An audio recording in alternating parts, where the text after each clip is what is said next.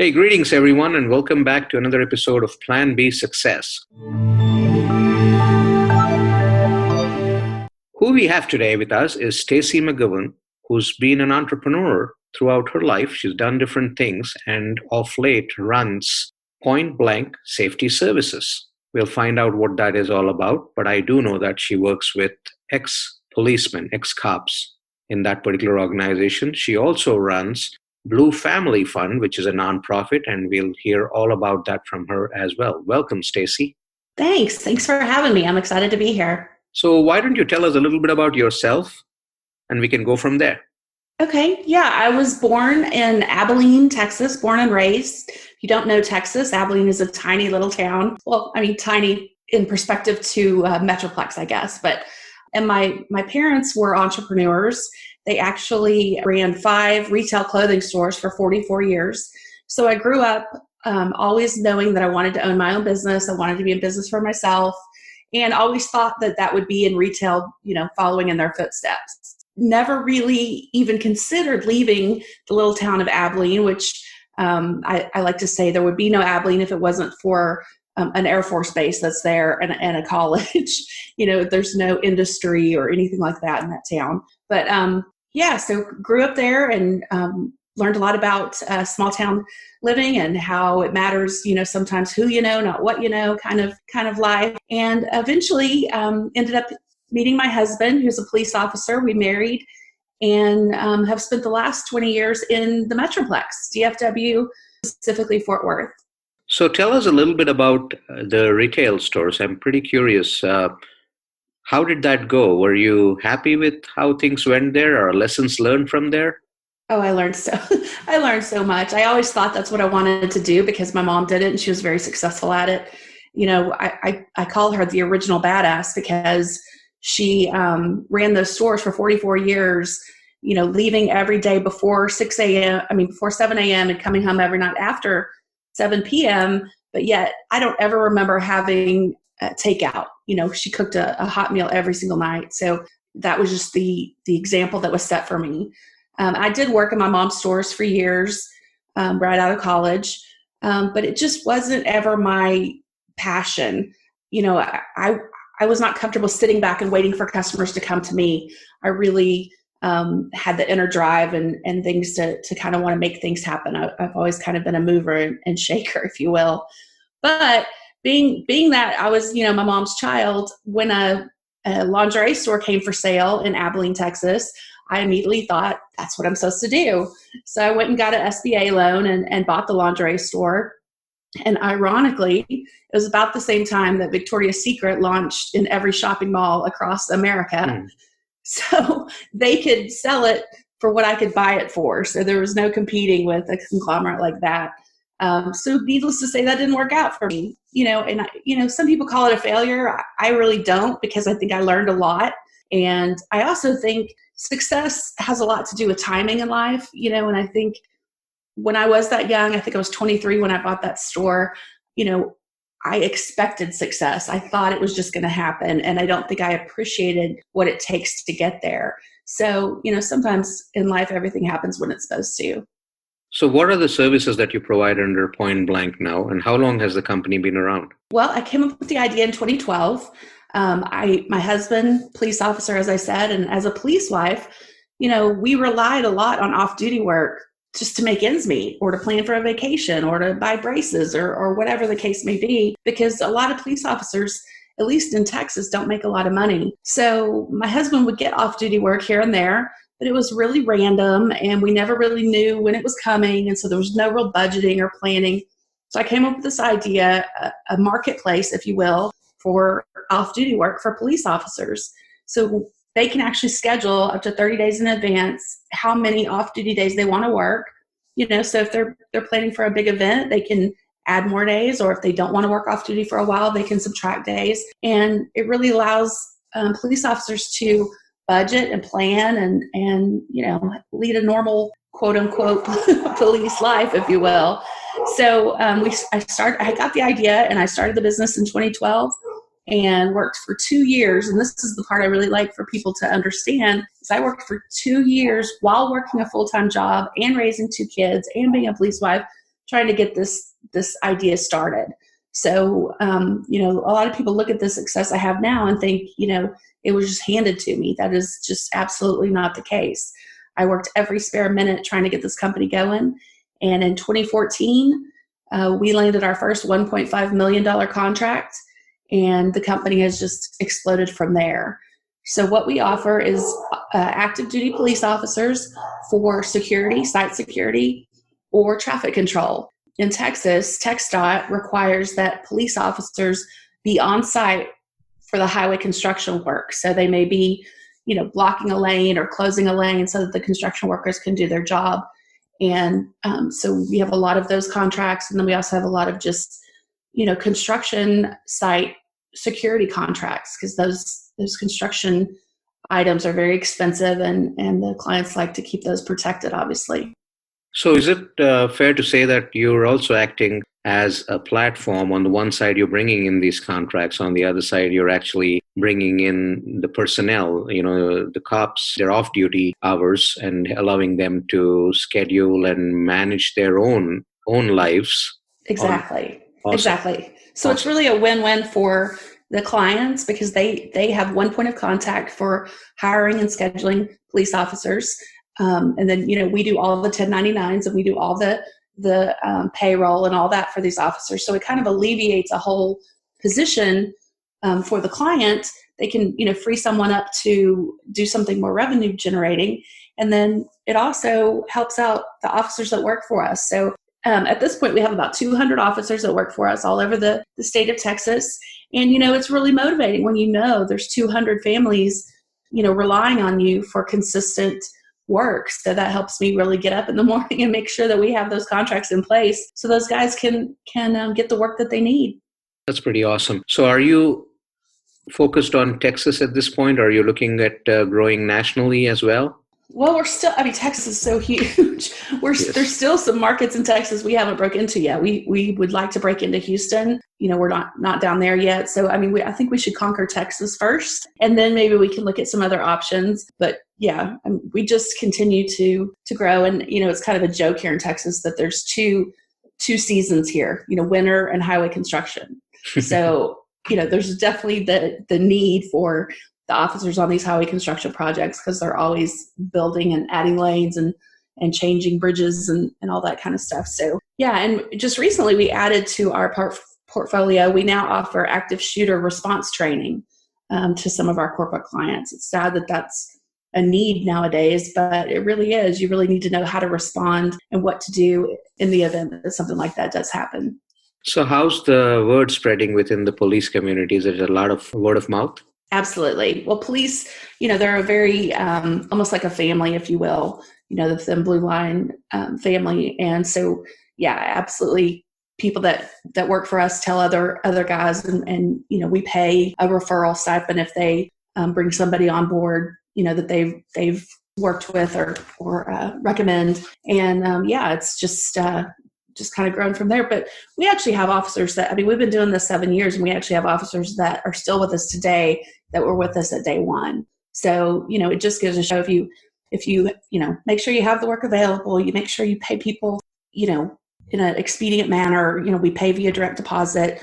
We offer some benefits like group discounts on different things. So if you take care of people and really treat them right, they stick with you and are very loyal. So, when you hire professionals, you have to treat them like professionals, I guess. Absolutely. And what is the Blue Family Fund?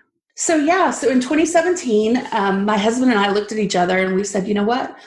This company has blessed us so much. We are so successful. What can we do to pay it forward, if you will, or pay it back? And we just decided we looked around at some different charities and organizations to give to, and we were real disappointed in the breakdown of where the money goes when you give. And not to say there's not some great ones out there, because there are, but just the ones that we looked into, we just, we work hard for our money just like everyone else. So we just wanted to know where our money was going. And so we just said, you know what, why don't we just fund our own? And so we're totally self-funded. We started, it's a 501c3 nonprofit, and we provide scholarships for dependents of first responders that want to further their education. And we also provide financial aid to either fallen or injured, the families of fallen or injured officers to help them kind of get through that tragic situation. So we're founded in 2017, and to date, we've helped 7 families and we've given out 3 scholarships. That's pretty awesome. And how 2017 you said, right? That's when you were Yes. formed. All right. So what is the general feedback from the police community in terms of the work that you're doing? They love it. Absolutely love it. That, they can, we actually, my husband's the king of the scheduling, but he sends out an availability schedule 30 days in advance. Mm-hmm. And you can just literally plug in what days you want to work. So you actually pick and choose exactly how many days you want or don't want.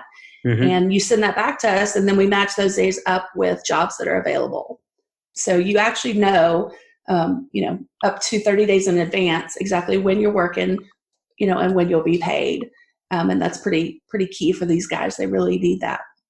So what's your vision for your company as well as your nonprofit? My vision is just to continue to grow, continue to help more officers do what they need to do. Somebody had asked me once about, selling or if I was ever going to get out of the business. And, I love it too much. We really love what we do. We get up every morning excited, and, it's a new day every day. And, I'd like to expand our offerings so we could use more police. Someone mentioned to me too about, firemen and paramedics, they have that downtime too, and they need extra work. So, I'm open to all kinds of new ideas and ways to expand. I think, once you get success, you just want it to keep going, and you just want to keep growing. And it's very exciting. It's also exciting when you can, make money and help people at the same time. That's just a win-win. As far as Blue Family Fund, we had our first fundraiser that we've ever done back in January, and we've decided to make that an annual thing. We raised $11,000 at that event, and it was our first big event to put on. So we learned a lot. So we're hoping, just every year to get better at that, understand, how that all works. And, we're all new to the nonprofit arena, but we're throwing our hats in and giving it all we've got. See, one of the things with any public contracts is, it's a catch-22 situation, right? You need to make sure that you have the financial backing as well as the personnel on board before you take a project versus right. You need a project before you can bring the personnel on board. So how did you manage that? Well, it's funny that you mentioned that, because when I do speaking engagements, I always talk about that, I was out there with a business card and a name of a company trying to get these contracts. And it is a slippery slope. You can't really get a contract until you have a staff of officers. You can't really get a staff of officers until you have a contract. So it's kind of what comes first, the chicken or the egg kind of thing. But luckily, when we did get, I woke up that day in 2014 and found a $1.5 million contract on my door. We were able to reach out, it's kind of a perfect match, because my husband being a police officer, he had the police contacts, and me being in sales for 20 years, I had the corporate contacts. So he was able to put the word out, and people, just spread it like wildfire, and everybody wanted to come on board. So it ended up working out. But yeah, it was definitely a risky move on my part, if you will, because there was always that chance that we weren't going to have the manpower that was needed for that huge contract. Right. And when you actually had your store, how long did you have it? About 4.5 years. Now, you mentioned how you did not succeed with it. So what was that journey like? Can you talk through that journey, every year when you still had the store, you had to somehow make it work. What were some of the emotions that you went through? And eventually when you folded it, how did that happen? And what were the lessons learned? Yeah. Well, I was young, and so, had a probably too big of an ego at the time, and, didn't really drill down to a niche, I guess, if you will. I thought, a lingerie store should have everything lingerie, well, that's not realistic, especially not in a little town like Abilene. So I overspent, over inventoried, and it was hard to admit that I knew where I had made mistakes, but of course nobody wants to admit that it's their fault, right? Everyone wants to say, well, it's got to be, I'm not getting enough traffic, or I'm not doing the right marketing, or, it's got to be something other than, I spent all the money on one brand of sleepwear that didn't sell or whatever the case may be. So it was a struggle. And you have a good day and then you have a bad day and you have a good day and then you have a bad day as far as retail goes. My mom used to always say it's feast or famine in the retail industry. And it's so true. You're either so busy or you don't see, but one customer for 2 days or something. It's just crazy how that works. But so it was a mental game for myself, trying to figure out, what to do, where to spend the money, and not wanting, my parents were experts at this, but my ego didn't want me to have to go to them and go, hey guys, I think I might be screwing up. What do I do? How do I fix it? I just always thought I was going to be just as successful as they were. And when that didn't happen, it took me a while to really come back from that, honestly, because I felt like such a failure. My whole family, I don't think I mentioned this earlier, but my grandparents own retail stores. My aunt and uncle own retail stores. Like it was just ingrained in me that that's what our family did. And then to not be successful at it. It was tough, definitely. But being a never give up kind of person, I really, just tried to stay positive and tried to focus on, what's my next big thing? What can I do now? So what year did you shut it down? Oh gosh. I think I was 23 when I started. So, I think I was 27 or 28. Okay. So when you started your other company, Point Blank Safety Services, were there any questions or any doubts in your mind as you set off on that new journey? Of course. Tons. Well, the ironic thing or not funny thing is that I went to my parents, who were at the time, in their 70s. And I said, here's my idea. I think I can make a marketplace for off-duty work for these police officers. And, I think I can really make a difference. And, they're supportive and they've always been supportive. But, I think they both looked at me and said, what? Like, that's not a thing. Like nobody does that, like their idea of a business is a brick and mortar and, you sell a product or service. And so, that's tough to hear, your parents go, are you crazy? Like, what are you doing? And you're taking all this time away from our grandkids to try to get this thing going. And, you're trying to run a family and all that. So that was tough. And then my husband, who's very supportive of me, I told him the idea and he got it, but he just didn't think as big as I did. So he thought, oh, okay, she's going to, form this company and then we're going to get one little security gig here or there and, make a couple extra bucks and, that'll be fine. But I was thinking $1 million contracts and hundreds of officers. So, sometimes when you think big, there is power in that, but you just have to not listen to the negative and just push through. And especially if you believe in your idea, if you're solving a problem in the industry and you're solving a problem, it may take 2 years like mine did, but in the big picture of life, 2 years is nothing, right? I mean, right. When I look back on it, like 2 years, that wasn't that much, but when I was going through it, man, it felt like a long, long time. So what's your vision for Point Blank as well as Blue Family Fund? Just to continue helping people, continue doing what we're doing. We've made some really great connections in the construction industry. And so now we have a real loyal clientele that continues to call on us as they get new projects and new things come about. So I just want to continue doing what we're doing. And hopefully I'm hoping with Blue Family Fund, every single dollar that you give goes to help a family. We don't take salaries. We pay all the expenses ourselves. So I'm just hoping to spread the word, get more exposure for Blue Family Fund. So maybe we can get some recurring revenue coming in that, when something tragic does happen, we have the funds to help immediately. So we can kind of be proactive versus reactive to those things. Absolutely. I think you're on a very noble mission there. And it's pretty amazing to see what you're doing for the community and for, for the people that keep us safe. Absolutely. Yeah, thank you. I appreciate that. They're a lot of these guys, and especially in the smaller towns, they just don't make hardly anything. And they really are doing it because they love it. They really can't see themselves doing anything else. And, I just admire that. I admire anyone who can be that dedicated to serving others for sure. And that includes, our servicemen and all first responders. I wish you continue to grow and grow beyond the state of Texas into other states as well with what you're trying to do. Hopefully, yeah, that'd be great. We're open to anything for Awesome. sure. Awesome. So where can people find you if they're looking to either find more information about Point Blank, or if they want to do somehow, interact with you on the Blue Family Fund? How do they get to find you? Sure. Well, we have, websites, pointblanksafety.com and bluefamilyfund.org.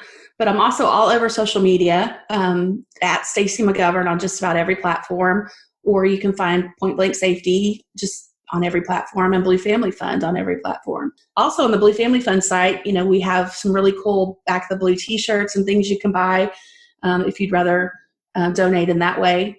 There's some great things on there you can great design supporting law enforcement that you can purchase. Awesome. Well, thank you so much, Stacey, for joining us today and kind of educating us about what you're doing for the policemen that are out there, and wishing you the very best as you make progress. And we'll make sure we spread the word on your behalf as well. Thank you. Thanks so much for having me. I love your podcast, Plan B. Mine ended up, I think, being maybe more like Plan C or Plan D, but but as long as you get there, that's the goal. And the only thing I would want to share with your audience is, life is all about timing. And just because one thing doesn't work doesn't mean the next one won't. So keep the side hustles going, and you never know which one's going to pan out. Thank you so much, Stacey. Thanks for joining us today. Sure. Have a great day. Appreciate it. Hey, I hope you liked that episode. Do check out my website, rajivmudumba.com. And by the way, do check out Top Podcast Mastery Program. That's out there on the website. And if you're interested in podcasting, if you're interested in creating a brand image for who you are and what you have to offer, definitely check that course out. I'm sure it's going to provide you immense value, and it'll cut short your journey of researching podcasts by the weeks into a couple of hours to get started and moving on it. Thank you very much.